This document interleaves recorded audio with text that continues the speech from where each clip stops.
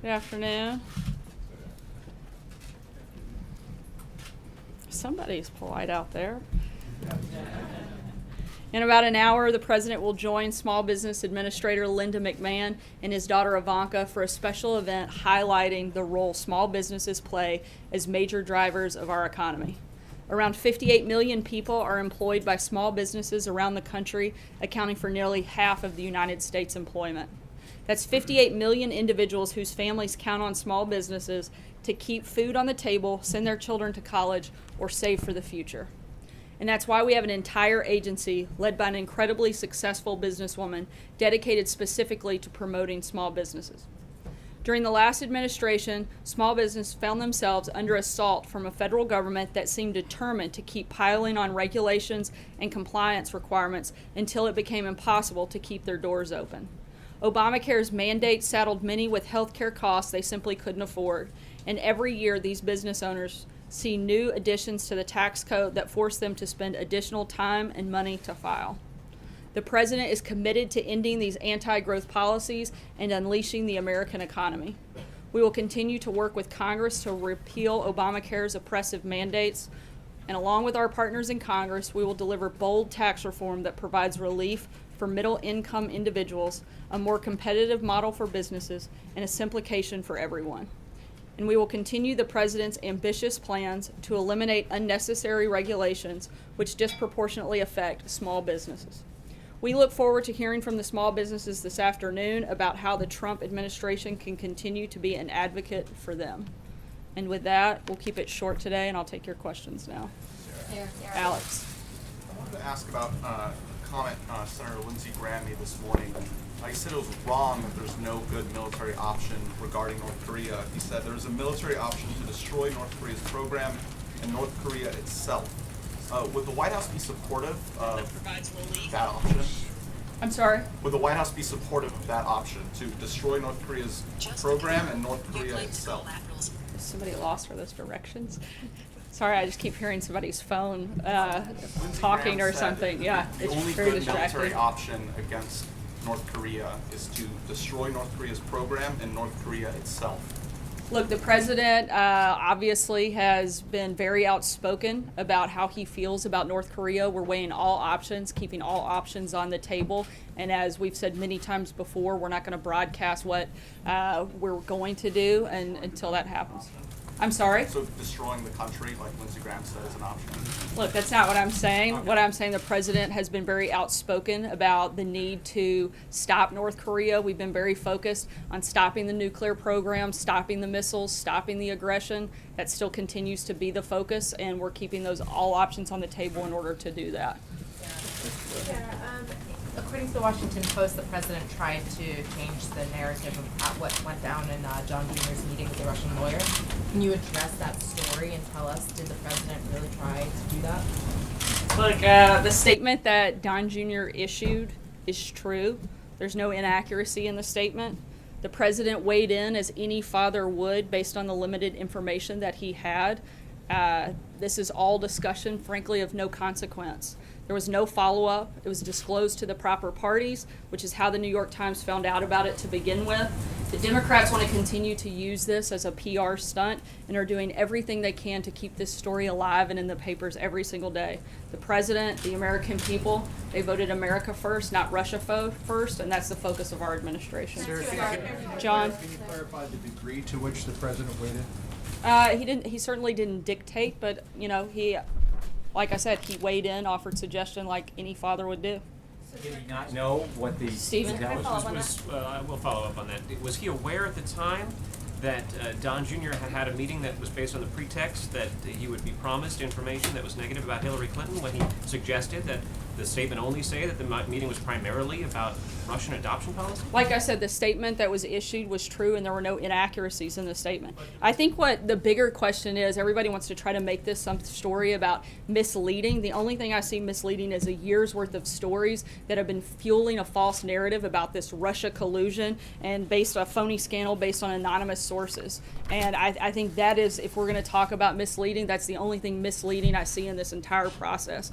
You guys are focused announced on a meeting that Don Jr. had no consequence when the Democrats actually colluded with a foreign government like Ukraine. The Democrat-linked firm Fusion GPS actually took money from the Russian government while it created the phony dossier that's been the basis for all of the Russia scandal fake news. And if you want to talk further about a relationship with Russia, look no further than the Clintons. As we've said time and time again, Bill Clinton was paid $500,000 to give a speech to a Russian bank and was personally thanked by Putin for it. Hillary Clinton allowed 1/5 of America's uranium to reserve to be sold to a Russian firm whose investors were Clinton Foundation donors, and the Clinton campaign chairman's brother lobbied against sanctions on Russia's largest bank and failed to report it. If you guys want to talk about having relations, which you seem obsessed with doing, look no further than there. If you want to talk about somebody who's actually been tough on Russia, look at President Trump. He wants more fracking, more coal, more energy, a stronger military, a stronger defense. Those things aren't good for Russia. I think the distinctions are very clear, and you guys want to create a narrative that just doesn't exist. Hey guys. Sign the Russia bill. Glenn, Sarah, why go should the ahead. president sign the Russia bill? Glenn, go ahead. Sorry. Sarah, sort of a follow-up on what you were talking about, our obsession with Russia and the responsibility laying with the Clintons. There's a report out today based on a lawsuit that was filed that says that Sean Spicer met with a campaign donor and a journalist from Fox News where they were pushing around this story that Seth Rich, this low-ranking DNC staffer who was murdered, was perhaps the one responsible for the WikiLeaks breach. Two questions. Sean put out a statement. He said it was just a brief meeting. He said the guy didn't know the president. The lawsuit alleges that the president knew about it and had an influence on the story. Did the president know about the story pre-publication, and did he have an influence on the way the story was written? The president had no knowledge of the story, and it's completely untrue that he or the White House involvement in the story. And beyond that, this is ongoing litigation, and I'd refer you to the actual parties involved, which aren't the White House. Follow-up, does it disturb you that the press secretary for the President of the United States, you just gave this incredibly passionate pushback on us for focusing on Russia. Does it disturb you, you just sped right past this, does it disturb you that there's an allegation out there in a lawsuit, and Sean Spicer admitted meeting with these two individuals, that this was discussed in your White House? That this He met with particular members theory- of the media. I don't find that to be He met with a a member of strange the thing. media who was You guys pushing- were all members he of was the pushing a media. story that was later retracted because it was false. He met with that reporter, and he met with a campaign donor. Does it disturb you? Does it say anything about this White House that you would entertain that kind of story? It doesn't bother me that the press secretary would take a meeting with somebody involved in the media about a story. None of that was disclosed. They had a conversation, and that was the end of it. You guys come to us with stories all day. I've taken meetings with the majority of the people in this room. I don't always know the nature of the story of which you're coming to talk to me about, but it's my job to talk to you, to listen, and I'm responding. The president didn't have knowledge of the story. The White House didn't have any involvement in the story, and beyond that, it's ongoing litigation that doesn't involve anybody in the building, and so I'd refer you to the parties that it does. I've got two questions for you, please. I want to follow up on something you said yesterday after my first question. You were on that flight back from the G20. Did you advise the president to be truthful in that statement that he was helping? I wasn't part of a conversation regarding the You statement. were not in the room at the time? Or in Well, that I mean, area at the time? I was in the air. I was on the plane, but I wasn't part of the conversation, so I can't speak to anything beyond that part. Yesterday, you said that the president was joking about his comments, putting suspects' heads, telling police officers they shouldn't cover their heads and putting them in the car. Was he making a joke about police brutality? Not at all. I think you guys are jumping and trying to make something out of nothing. He was simply making a comment, making a joke, and it was nothing more than that. What's so funny? What's funny Should about he that? apologize for that joke? On that same issue, the head of the DEA wrote immediately after the president made those remarks to officers of the DEA, telling them to disregard them and saying he had an obligation to speak up when something wrong happened. It wasn't a directive. It was a joke. There's a very big Seriously, so difference. why was that not clear to Olivia? people on the DEA? Sarah, has the president signed the Russia, North Korea, Iran sanctions bill? I'm sorry, has he signed it? Yes. He has not, but as we put out a statement earlier this week, he will, and we'll let you know when the details and final plan on What's that the comment. delay? What's the delay here? You guys have had this since Friday. What's holding him back? It's always, there's nothing holding him back. There's a review process, a legal process. They're going through that, and he'll sign the bill, and we'll let you guys know. Margaret. Thanks, Sarah. I have two questions. The first is there's a really interesting story out just before the briefing began by Defense One talking about Air Force One, and it says that the U.S. Air Force has found an alternative to get the price down as President Trump wanted, and that was to buy a pair of Boeing 747 jetliners that were abandoned by a bankrupt Russian airline. Can you verify the accuracy of the story? Do you know if that's correct? I can at this time. It's something I'd have to check into and get back to you. Okay. And then I also wanted just sort of an update on the new Chief of Staff, General Kelly. Can you talk to us sort of in broad strokes about the calls and outreach that he's made so far, leadership in Congress, folks outside of Congress, any governors, and that sort of thing? Just can you talk to us broadly about the message that he's sending and the people that he's talking to both inside and outside of the administration? I know he's spoken to a number of members of Congress, as well as a large number of individuals within the staff. He's taking time to get to know everyone here in the building that he hasn't met previously through his other role, and working through setting up, new processes and kind of setting the tone, I think, for a White House that under his leadership will be very focused on the president's agenda. As we've been doing the last 6 months, we're going to continue on that track, and we're going to do that under General Kelly, and we're very excited to work alongside him in that process. Hallie? About the president's agenda, and I'm obviously sitting here and I heard you list off a list of reasons of why you think that the media should be focusing on Democrats, not the president. And not to belabor an obvious point, but Hillary Clinton is certainly not in the Oval Office. Donald Trump is. And there seems to be a trust deficit that is being created with some on Capitol Hill. And I want to tell you what Lindsey Graham said this morning on the Today Show. That he says, if this is true, this Washington Post reporting, it was a bad decision by the president, which will make us ask more questions. When you get caught in a lie about one thing, it makes it hard to say, well, just let the other stuff go. Is this what is hurting the president's legislative agenda, this credibility issue on the Hill? I think what's hurting the legislative agenda is Congress's inability to get things passed. Can you Go ahead. elaborate on that a little bit, Sarah? Because clearly there is a concern from some Republicans that the president is not always being as truthful as he could be. How does he plan to address that? I think by being truthful and transparent as he has every single day. Go ahead. Thank you, Sarah. I'd like to return to North Korea. With North Korea continuing to escalate nuclear tensions, can we expect any actions from the administration to ratchet up pressure of actions on China? As we've said, we're not going to broadcast movements on things like that before they take place, but we're going to continue to work with our allies, continue to work with our partners, and again, the goals are to stop the nuclear program, stop the missiles, stop the aggression. With North Korea, we're going to continue looking at the best options and ways to accomplish that. Can you say what some of those options might be? Not at this time. John? Sorry, John Gizzy, you had your hand up when I first went back to you. Thank you, Sarah. Happy to go to somebody else named John. You said yesterday that there would be no reshuffle in the cabinet, meaning General Sessions would not move over to the Homeland Security. Is that correct? Correct. And does that also mean that Secretary of State Chris Kobach, the Vice Chairman of the President's Commission on Electoral Integrity, would stay in his position and not be considered for Homeland Security? I'm not aware of any movements for him, but as always, when we have a personnel announcement, I'll be happy to share it with you. John Decker?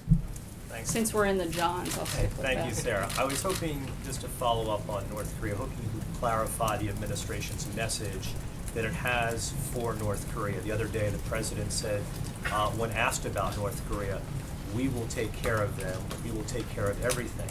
And a little bit ago, the Secretary of State Tillerson said that the U.S. is trying to convince North Korea that the U.S. is not your enemy. So which one is it? Is the president focused on North Korea as an adversary, or is Secretary Tillerson correct that the U.S. is trying to send this message that the U.S. is not North Korea's enemy? Look, like I just said a few minutes ago, the big priorities here, which we've laid out, I think this is the third or fourth time I've done it just today, is to stop the nuclear program, stop the missiles, stop the aggression. That's what we're focused on in regards to North Korea, and we're going to continue pushing on that, continue working with our allies and partners to accomplish that, and do what is necessary to achieve it. Are they an adversary? Does the Look, President Trump I think in some ways they get to decide by the actions that they take. If they want to stop their nuclear program, stop the game, stop the missiles, stop the aggression, then I think we may be able to find ways to move forward. But those are the priorities of this administration. Dave. Sarah, thanks. Secretary Mnuchin had a meeting on the Hill this morning with Senate leaders about the debt ceiling. Apparently, according to reports, they didn't get anywhere. Obviously, this has the potential to affect the stock market rally that the president is so pleased with. I think the whole country's pleased with it. Yes, that's true. Do you have any reason to believe at this point that you're going to get the debt ceiling issue done by the end of September?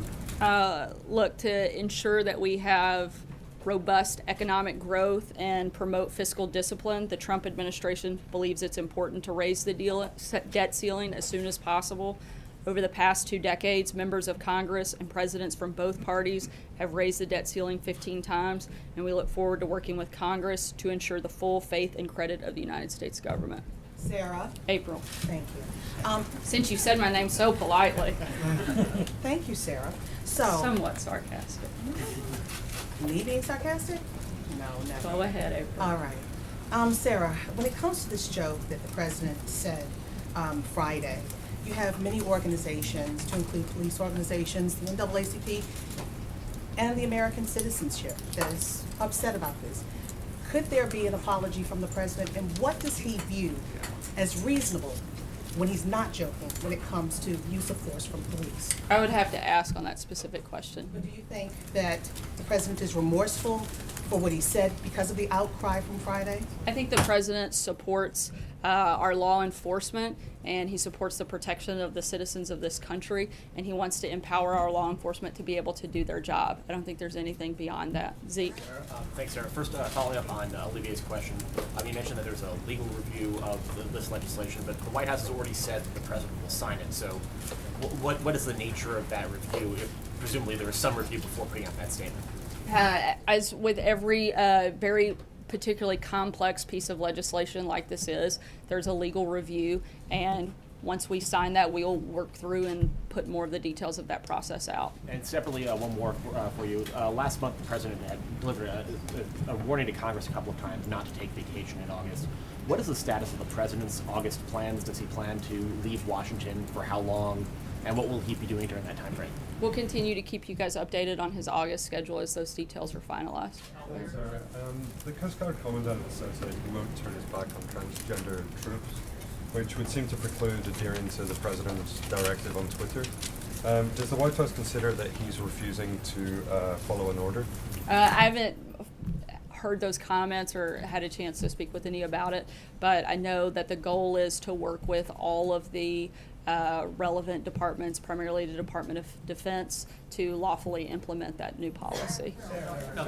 Sarah, you just told April that you would have to ask the president if an apology would be appropriate. Are you saying you will ask him and get back to us? No, I said I would have to in order to answer that question. Well, could you please? I'll let you know if I do. Also, on General Kelly, you said yesterday that everybody's now reporting to the president through him. Is that an accurate characterization? Right, like I said, that General Kelly has full authority So does that in the mean White nobody House. can wander into the White House on their own? Is he going to post I don't think somebody anybody outside can the wander Oval into the Office? White House on their own Excuse me, without into the Secret Oval Service Office, into the stepping Oval in. Office? Can his daughter, can his son-in-law, can Steve Bannon wander into the Oval Office to I don't talk think to him anybody just without? wanders into the Oval Office. Look, this is the White House. He's the President of the United States of America, and there are processes But it's pretty and. informal here normally, right? I mean, people talk to him, they don't wait to get approval to talk to him. Look, General Kelly is going to work with the entire team as he's been doing over the last couple days. He's done a great job of sitting down and talking to individuals about the needs that they have, the conversations, and putting a structure in place. There's nothing abnormal about that. Staff talk to the president without the approval of General Kelly.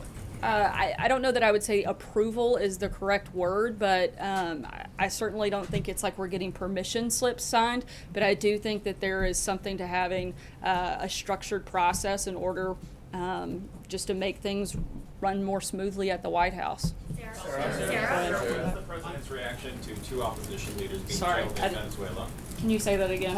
What is the president's reaction to the 2 opposition leaders being jailed in Venezuela now after the sanctions from yesterday?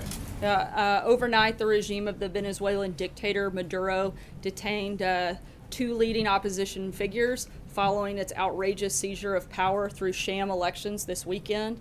The vice president spoke with Mr. Lopez just last week, and he and Mr.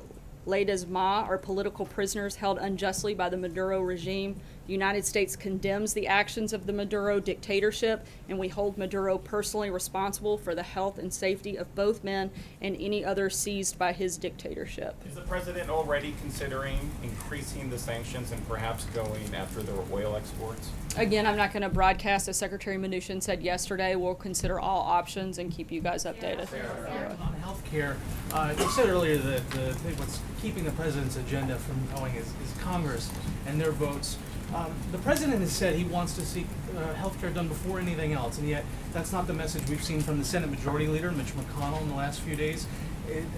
Can you explain the discrepancy between the president and senior Republican leadership on the Hill when it comes to what should be done next? As we've said before, we can do a lot of different things at one time. We're continuing to focus. First. We're continuing to try to push a new healthcare system. We know that Obamacare is failing. We know that inaction is simply not okay. We want to continue to make that a priority. We want to work with Congress to do that. We may look for other ways to improve healthcare in the meantime. We're also continuing to focus on tax reform. We've been doing tax reform listening sessions for the last month. We've had countless meetings with members of Congress, other organizations, talking about tax reform, infrastructure. We're going to continue to focus on all of those priorities and move them forward. Will the president support Congress taking CSR payments out of his hands? There's been some suggestion, again, among senior Republicans that this is appropriate to do, given the president's threats to stop these payments. They're saying this should be taken out of the executive branch. I'd have to get back to you on that. Because this is something that's being discussed pretty aggressively on Capitol Hill. John Sure. Thune has I'm talked happy. about it. Orrin Hatch has I'm talked about it. happy to get back to you. Mitch Got McConnell, it. thanks. Yep. Peter.